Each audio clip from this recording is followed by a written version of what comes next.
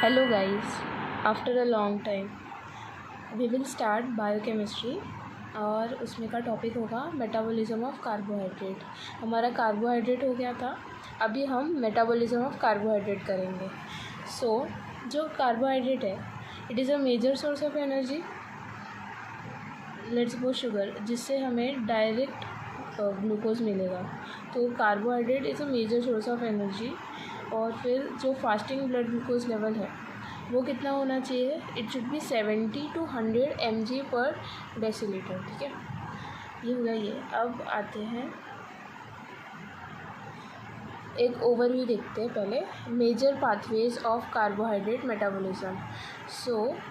इसमें क्या कि हम क्या क्या पढ़ने वाले हैं, what we will learn in futures. ठीक है, ग्लाइकोलिसिस का मतलब क्या? जो हमने खाया वो जो इंटेस्टाइन में जो ग्लूकोज बनता है उसका ऑक्सीडेशन जो होता है उस प्रोसेस को हम ग्लाइकोलिसिस बोलेंगे।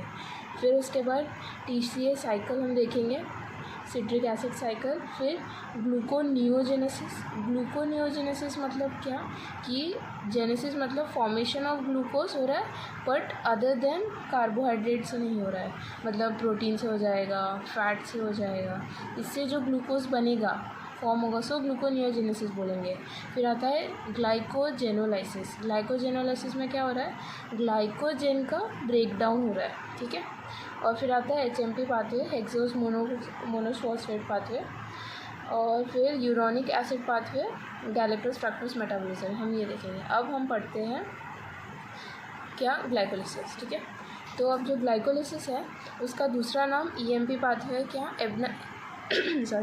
एम्डन मेयर ऑफ पाथवे। ठीक है, तो इसमें होता क्या है? इसमें हम ऑक्सीडेशन ऑफ ग्लूकोज हो रहा है। ठीक है, और ग्लूकोज का ऑक्सीडेशन होने के बाद वो पायरूवेट में कन्वर्ट होता है। फिर अगर वो एक एनारोबिक रहा तो वो पायरूवेट के बाद लैक्टेट बन जाएगा, लैक्टिक एसिड बन जाएगा, और इसमें क्या? With production of ATP। ठीक है, ये हो गया। अब हम आते हैं स्टेप्स पे ग्लाइकोलिसिस के। अभी ग्लूकोज आया, अब जो ग्लूकोज है वो ग्लूकोज 6 फॉस्फेट में होगा, ग्लूकोज 6 फॉस्फेट में हुआ। फिर ग्लूकोज 6 फॉस्फेट के बाद क्या होगा? वो ग्लूकोज से फ्रक्टोज में चेंज होगा, फ्रक्टोज 6 फॉस्फेट। पहले मैं ऊपर से बता रही हूँ, पहले वो ध्यान दे दो। ठीक है, it will change into fructose 6 phosphate. फिर फ्रक्टोज 6 फॉस्फेट के बाद एक और फॉस्फेट ऐड होगा जिससे बन जाएगा वो फ्रक्टोज 1,6 बिस फॉस्फेट। ठीक है, फिर अब क्या हो रहा है कि यहाँ पे ये फ्रक्टोज ग्लूकोज, इसमें कितने मॉलिक्यूल होते हैं? 6 मॉलिक्यूल ना, 6 मॉलिक्यूल्स आर देयर, 1 2 3 4 5 6। ठीक है, तो अब इट डिवाइड्स इनटू 3 मॉलिक्यूल्स। ठीक है, तो 3 मॉलिक्यूल में DHAP और GA3P, डाईहाइड्रो एसीटोन फॉस्फेट, और ग्लिसरल्डिहाइड 3 फॉस्फेट। ठीक है, फिर उसके बाद आता है कि 3 मॉलिक्यूल्स एंड अब क्या कर रहे हैं कि इसके 2 मॉलिक्यूल बना दिया हमने। ठीक है, इसके बना दिया। ठीक है, अब क्या हो रहा है कि ये it gets converted to 1,3 BPG, 1,3 bis phosphate glycerate. ठीक है, अब यहाँ से क्या हो रहा है? फिर यहाँ से एक फॉस्फेट निकलेगा जिससे 3 PG बनेगा, फिर 2 PG, 3 PG मीन्स 3 फॉस्फोट ग्लिसरेट, फिर 2 फॉस्फोग्लिसरेट। यहाँ पे फॉस्फेट का पोजीशन चेंज हुआ है। ठीक है, फिर 2 PG से 2 फॉस्फोग्लिसरेट से वो होता है पेप, फॉस्फोइनोल पायरुवेट, और यहाँ से वो पायरुवेट बनता है। अब हम थोड़ा डिटेल में पढ़ेंगे। ठीक है, अब ये जो ग्लूकोज है, ग्लूकोज 6 फॉस्फेट में हुआ, तो अब जब ग्लूकोज 6 फॉस्फेट में हो रहा मतलब यहाँ पे एक फॉस्फेट ऐड हो रहा है, ये कहाँ से आएगा? ATP से आएगा। ठीक है, तो ATP gets converted into ADP, यहाँ पे Mg2+ आ जाएगा। ठीक है, ये होने के बाद आता है ग्लूकोज 6 फॉस्फेट, अब उसका आइसोमर बन रहा है, यहाँ पे कुछ ऐड नहीं हो रहा है, तो अब यहाँ पे इसका आइसोमर बन रहा है तो ये ग्लूकोज से फ्रक्टोज 6 फॉस्फेट बन गया। अब यहाँ पे फ्रक्टोज 6 फॉस्फेट से 1,6 बिस फॉस्फेट हो रहा है, तो फिर से एक फॉस्फेट ऐड हुआ है, तो यहाँ पे फिर से ATP यूज़ होगा, ATP से ADP बनेगा। ठीक है, और in the presence of Mg2+। ठीक है, फिर उसके बाद आता है फ्रक्टोज 1,6 बिस फॉस्फेट है, अब यहाँ से वो 2 में कन्वर्ट हुआ। ठीक है, तो ये वाला ध्यान दे दो। एंजाइम्स के बारे में बाद में बताती हूँ। फिर यहाँ पे इसको कैसे याद रख सकते हो? इसको हम ढाप बोल सकते हैं, DHAP ढाप, और इसको मैं PGAL भी लिख सकती हूँ, इट मीन्स ग्लिसरल्डिहाइड 3-फॉस्फेट, तो फॉस्फेट ग्लिसरल्डिहाइड ढाप पागल, okay, this is the mnemonic ढाप पागल, ठीक है, ढाप पागल 1,3-BPG 3PG 2PG पेप पाइरुवेट, ओके। अब आता है, अब यहाँ से जब PgAl से वो 1,3-BPG बन रहा है, तब यहाँ पे हम एक रिड्यूसिंग इक्विवेलेंट यूज़ करते हैं विच इज़ NAD+, ठीक है। जो NAD+ है वो NADH में कन्वर्ट होगा, ठीक है, ये हो गया ये। फिर आता है 1,3-BPG के बाद 3PG बन रहा है, मतलब एक ATP निकल रहा है, तो निकलने का मतलब क्या, ADP gets converted into ATP, ठीक है। फिर 3PG से 2PG हो रहा है, तो उसका बस फॉस्फेट का पोजीशन चेंज हो रहा है। फिर 2PG से वो पेप में कन्वर्ट हो रहा है, तो इसमें याद रखो यहाँ पे H2O ऐड हो रहा है in the presence of Mg2+, ठीक है। फिर पेप के बाद पाइरुवेट बन रहा है, द पेप के when PEP gets converted into pyruvate, it needs ADP. It get converted. The ADP gets converted into ATP in the presence of Mg2+. मतलब क्या, यहाँ कन्वर्जन के बाद ATP निकल रहा है और उसके पहले जो है ATP यूज़ हो रहा है, ये याद रखो, ठीक है, इम्पोर्टेंट फैक्टर है, ठीक है। फिर उसके बाद आता है जब ग्लूकोज, अब हम एंजाइम्स के बारे में पढ़ेंगे। जब ग्लूकोज 6-फॉस्फेट में हो रहा है, तो वहाँ पे हेक्सोकाइनेस यूज़ होगा, ठीक है, हेक्सोकाइनेस। अब यहाँ पे आइसोमर बन रहा है, तो यहाँ पे हम लिखेंगे, अब ये जैसे ये हेक्सो शुगर है 6 मॉलिक्यूल वाला, तो फॉस्फो हेक्सोस आइसोमर बन रहा है, इसलिए आइसोमरेज हो जाएगा, ठीक है। फिर यहाँ पे क्या हो रहा है, जहाँ पे ATP यूज़ हो रहा है वहाँ पे काइनेस आएगा, हेक्सोकाइनेस, ठीक है। अब यहाँ पे भी ATP यूज़ हो रहा है, तो फॉस्फोफ्रक्टो, दोनों तरफ फ्रक्टो है, इसलिए फॉस्फोफ्रक्टोकाइनेस, ठीक है, ये हो गया। फिर आता है अल्डोलेस, जो उसको कन्वर्ट करता है 3 मॉलिक्यूल में, ठीक है। फिर उसके बाद जब ये दोनों के बीच का जो आइसोमर बन रहा है, उसको क्या बोल सकते हैं, फॉस्फोट्रायोज आइसोमरेज, ठीक है। क्यों, क्योंकि ट्रायोज 3 मॉलिक्यूल का है, फॉस्फोट्रायोज आइसोमरेज। ये होने के बाद आता है अब PgAl, मतलब क्या, ग्लिसरल्डिहाइड 3-फॉस्फेट या फॉस्फोग्लिसरल्डिहाइड, ये जब 1,3-BPG में कन्वर्ट हो रहा है, तो यहाँ पे ये रिड्यूसिंग इक्विवेलेंट हो रहा है, तो हम इसमें डिहाइड्रोजिनेस भी लगा सकते हैं, H निकल रहा है, तो ये पूरा ले लो, मतलब ग्लिसरल्डिहाइड 3-फॉस्फेट डिहाइड्रोजिनेस, बस इतना लगाना, ये हो गया। फिर अब यहाँ पे एक ATP निकल रहा है, मतलब ATP फॉर्म हो रहा है, एक फॉस्फेट निकल रहा है यहाँ पे, तो यहाँ पे हम क्या डालेंगे, फॉस्फोकाइनेस आ जाएगा, ठीक है, फॉस्फोग्लिसरेट काइनेस, क्योंकि यहाँ पे बिस फॉस्फोग्लिसरेट है, तो फॉस्फोग्लिसरेट काइनेस, ठीक है, ये हो गया। फिर आता है 2PG से वो पेप में बन रहा है और इसमें H2 ऐड हो रहा है, तो एनोलेज, इसको याद कर लो। फिर पेप से जब पाइरुवेट बनेगा, तब यहाँ पे भी ATP बन रहा था, तो यहाँ पे पाइरुवेट काइनेस, ठीक है, ये हो गया।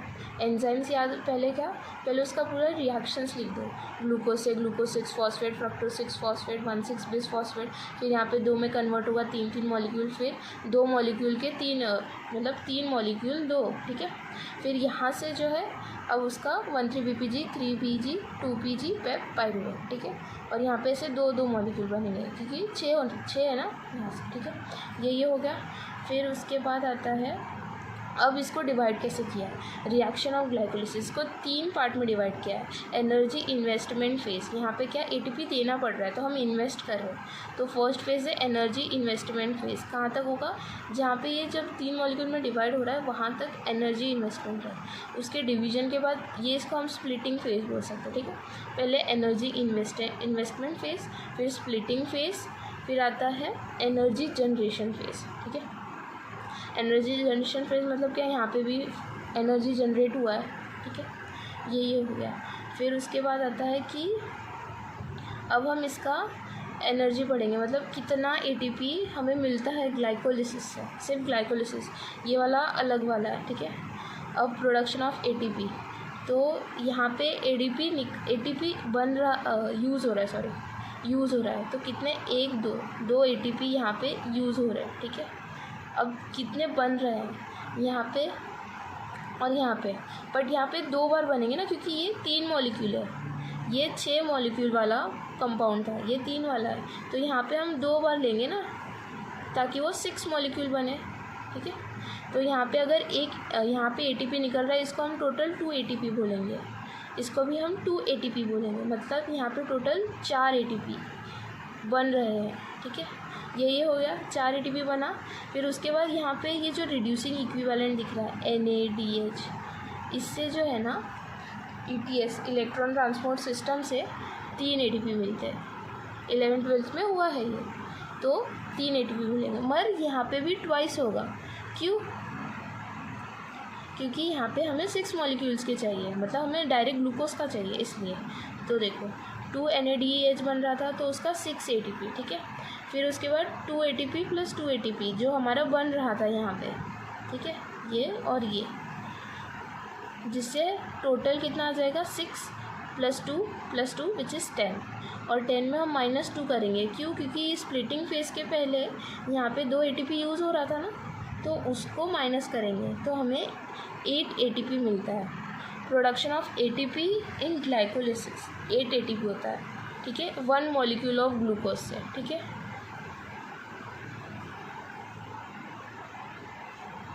यही होगा। अब आता है कोई ऑर्गेनिज्म जिसमें एनारोबिक होता है। तो एनारोबिक में यहाँ पे कहीं ऑक्सीजन यूज़ नहीं हुआ है, तो ये कहीं पे भी यूज़ हो सकता है, but after that what will it happen. ठीक है, तो अंडर एनारोबिक कंडीशन क्या होता है, pyruvate get converted into lactate. अभी पढ़ेंगे हम इसको डिटेल में। जब पायरूवेट लैक्टेट में कन्वर्ट होता है तो NADH यूज़ होता है। NADH gets converted into NAD+। ठीक है, और जब ये NAD रीजनरेट हो रहा है, ये जो NAD रीजनरेट हुआ है, अब हम ये यूज़ कर सकते हैं। ये जो रिएक्शन दिख रही है, यहाँ पे हमने NAD+ यूज़ किया था, तो हम ये रीजनरेट करके हम फिर से यूज़ कर सकते हैं। ठीक है, ये हो गया। अब हम इसका सिग्निफिकेंस जान रहे हैं। क्या पायरूवेट से जब लैक्टेट में कन्वर्ट हो रहा है तो उसका सिग्निफिकेंस क्या है। ठीक है, in skeletal muscle during Stearns exercise, जब हम बहुत ज़्यादा एक्सरसाइज करते हैं एट एक्सीडिंग योर लिमिट्स, तो वहाँ पे क्या होता है कि वहाँ पे एरोबिक रेस्पिरेशन होना बंद हो जाता है, जिसकी वजह से वहाँ पे पायरूवेट से लैक्टिक एसिड बनता है। लैक्टिक एसिड ज़्यादा बनने से ही वहाँ पे पेन आता है, क्रैम्प्स आते हैं बॉडी में, उसके वजह से ही आते हैं, और वो धीरे धीरे एलिमिनेट होता है, तब हमारा जो पेन है वो भी कम होने लगता है। ठीक है, वहाँ पे देखते हैं हम RBC में देखते हैं। RBC में कहाँ माइटोकॉन्ड्रिया रहता है, माइटोकॉन्ड्रिया में ही ETS होता है ना, इलेक्ट्रॉन ट्रांसपोर्ट सिस्टम, जो ऑक्सीजन यूज़ करके ATP देता है, तो वहाँ पे भी हम ये पायरूवेट से लैक्टिक एसिड होता है। ठीक है, अब आता है लैक्टिक एसिडोसिस। लैक्टिक एसिडोसिस में क्या होता है, यहाँ पे जो लैक्टिक एसिड है वो सर्कुलेशन में बढ़ गया, मतलब ब्लड में लैक्टिक एसिड का जो नॉर्मल रेंज है उससे ज़्यादा हो गया। तो माइल्ड फॉर्म, मतलब माइल्ड फॉर्म किस में देखने मिलेगा, जब हम बहुत ज़्यादा एक्सरसाइज कर लेते हैं, शॉक, कैंसर। ठीक है, ये सब में shock doesn't mean that actual में ऐसा शॉक हम आगे जाके पढ़ेंगे उसके बारे में। ठीक है, तो और फिर आता है सीवियर फॉर्म। सीवियर फॉर्म में क्या बोल सकते हैं कि जो सर्कुलेटरी सिस्टम है पूरा कोलैप्स कर गया, पल्मोनरी एम्बोलिज्म हो गया। फिर due to inadequate supply of oxygen to tissue with drastic reduction in ATP synthesis. मतलब क्या बोल रहे हैं कि यहाँ पे जो टिश्यू है उसको ऑक्सीजन मिल ही नहीं रहा है और ATP सिंथेसिस भी नहीं हो पा रहा है, जिसके वजह से यहाँ पे लैक्टिक एसिड ज़्यादा प्रोड्यूस होगा। क्यों? क्योंकि पायरूवेट से लैक्टेट बनना ही चाहेगा ना वो, अब उसको कुछ तो चाहिए होगा। फिर आता है ऑक्सीजन डेप्थ। ऑक्सीजन डेप्थ का मतलब क्या होता है, ऑक्सीजन डेप्थ मतलब क्या कि वो एक्सेस अमाउंट ऑफ O2 चाहिए रिकवर होने के लिए। मतलब यहाँ पे देखो, यहाँ पे ऑक्सीजन इनएडिक्वेट सप्लाई हो रहा था, अब ये जो टिश्यू है यहाँ पे ऑक्सीजन ज़्यादा नहीं आ रहा है, तो यहाँ पे लैक्टेट बनते जा रहा। तो अभी हम मुझे कितना O2 एक्सेस देना पड़ेगा ताकि ये बंद हो और मुझे पेन ना हो यहाँ पे, तो वो जो एक्सेस O2 देना पड़ेगा वो O2 डेप्थ हो जाएगा। ठीक है, ये होगा। It is all about glycolysis. अब इसके बाद हम थोड़े उसके आगे जो सत्यनारायण में दिया है वो करते हैं। ठीक है, फिर आता है इरिवर्सिबल स्टेप इन ग्लाइकोलिसिस। ये इम्पॉर्टेंट है, सिर्फ 3 स्टेप इरिवर्सिबल है। फर्स्ट स्टेप, जब ग्लूकोज 6-फॉस्फेट में कन्वर्ट होता है in the presence of hexokinase. Enzymes याद रखना है, हेक्सोकाइनेस। फिर आता है जब फॉस्फेट ऐड होता है, फॉस्फोफ्रक्टोकाइनेस। ये वाला रिएक्शन इरिवर्सिबल है। फिर last one which is pyruvate kinase. ये 3 इरिवर्सिबल का क्यों इतना इम्पोर्टेंस है, ये रेगुलेशन में हेल्प करता है, ठीक है। रेगुलेशन ऑफ ग्लाइकोलिसिस यही 3 एंजाइम से हेल्प होता है। ये क्या करते हैं, catalysing the irreversible reaction regulates glycolysis, ठीक है। अब दूसरे देखेंगे, रेगुलेशन ऑफ फ्रक्टोज 2,6 बिसफॉस्फेट। अब हमने कहाँ पढ़ा, यहाँ पे देखा हमने, जब ग्लूकोज 6 फॉस्फेट में हो रहा था तो वहाँ से वो फ्रक्टोज 6 में हुआ, फिर यहाँ से फ्रक्टोज 1,6 में हुआ। अब बट हम यहाँ पे तो फ्रक्टोज 2,6 बिसफॉस्फेट पढ़ रहे हैं। इसमें क्या हो रहा है कि जो फ्रक्टोज 6 फॉस्फेट है, जब वो फ्रक्टोज 2,6 बिसफॉस्फेट में कन्वर्ट हो रहा है तो यहाँ पे एक ATP यूज़ हो जा रहा है, ठीक है। और जब ये यूज़ हो रहा है, it is in the presence of फॉस्फोफ्रक्टोकाइनेज 2, ठीक है। हाँ, पर जब यहाँ से वापस आ रहा है तो यहाँ पे फ्रक्टोज 6 बिसफॉस्फेटेज यूज़ हो रहा है। अब रेगुलेशन में क्या, ये है cyclic AMP, it is a secondary messenger, ठीक है, सेकेंडरी मैसेंजर है। और ये क्या करता है, डीफॉस्फोराइलेशन करवाता है, ठीक है। अब डीफॉस्फोराइलेशन करवा रहा है, यहाँ पे ATP ऐड हो रहा है, यहाँ पे निकल रहा है, मतलब डीफॉस्फोराइलेशन, मतलब इस रिएक्शन को सपोर्ट करेगा, तो यहाँ पे वो सपोर्ट कर रहा है CAMP, और यहाँ पे वो इनहिबिट करेगा। तो यहाँ पे क्या बोल रहे हैं कि जो फ्रक्टोज 2,6 फॉस्फेट है वो CAMP के थ्रू रेगुलेट होता है। अगर ये ज़्यादा रहा तो ये रिएक्शन होगा, मतलब उल्टा जाएगा, ठीक है। और अगर ये कम रहा तो आगे जाएगा, पायरूवेट बनेगा, ठीक है। अब आता है pasture effect. What is pasture effect? अब पेस्चर इफेक्ट क्या होता है कि it is inhibition of glycolysis by oxygen. इसमें मतलब क्या कह रहे हैं कि in the presence of oxygen जो है यहाँ पे ग्लाइकोलिसिस नहीं हो रहा है, ये पेस्चर इफेक्ट है। अब आता है क्रैबट्री इफेक्ट, ये उसके उल्टा है। मतलब क्या बोल रहे हैं कि inhibition of oxygen consumption by addition of glucose to tissue having high aerobic glycolysis. यहाँ पे जो टिश्यू है उसका हम ऑक्सीजन कंजम्पशन इनहिबिट कर रहे हैं। कैसे कर रहे हैं? By addition of glucose to tissue by having high aerobic glycolysis. यहाँ पे ग्लाइकोलिसिस होगा, इसलिए वो थोड़ा उल्टा है, ठीक है। फिर आता है रैपिड ल्यूबिंग साइकिल। ये क्या बोल रहा है कि ये सप्लीमेंट्री पाथवे टू ग्लाइकोलिसिस है। इसमें क्या बोल रहे हैं कि अभी हमने देखा ग्लूकोज से डायरेक्ट ले रहे, वो जो ग्लिसरल्डिहाइड PGAL बना था, फॉस्फोग्लिसरल्डिहाइड, वही है ग्लिसरल्डिहाइड 3 फॉस्फेट। अब यहाँ पे क्या हो रहा है कि यहाँ से 1,3-BPG बन रहा था, फिर 1,3-BPG के बाद 3PG और पायरूवेट। बट यहाँ पे क्या, ये रैपिड ल्यूबिंग साइकिल ने क्या बताया कि वो 1,3-BPG से वो 2,3-BPG बनाएगा, और फिर वो 3PG बनाएगा, फिर पायरूवेट। अब उसने इतना लॉन्ग कट क्यों लिया? इससे क्या हो रहा है कि यहाँ पे एक ATP जनरेट नहीं होगा, ठीक है। इससे ये क्यों करवा रहे, क्योंकि ताकि ज़्यादा एनर्जी लॉस ना हो। जैसे RBC को ज़्यादा एनर्जी लॉस नहीं करवाना, ऐसे जगह पे ये बहुत ज़्यादा सिग्निफिकेंस करता है 2,3-BPG, ठीक है।